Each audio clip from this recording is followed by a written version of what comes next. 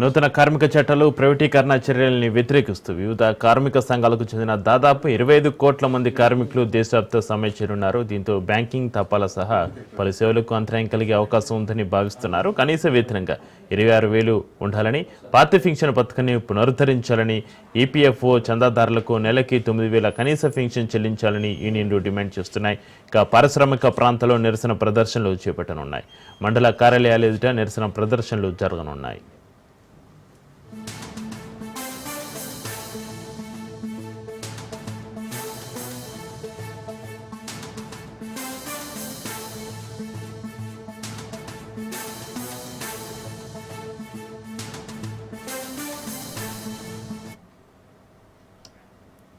ఇక ఈ సమ్మెతో బ్యాంకింగ్, ఆర్థిక సర్వీసులు, పోస్టల్ సర్వీసులు, బొగ్గు గనులు, పరిశ్రమలు, రాష్ట్ర ప్రభుత్వ యాజమాన్యంలోని రవాణా సర్వీసులు, ప్రభుత్వ రంగ సంస్థలు, వివిధ ప్రభుత్వ శాఖలపై బంద్ ప్రభావం చూపనుంది.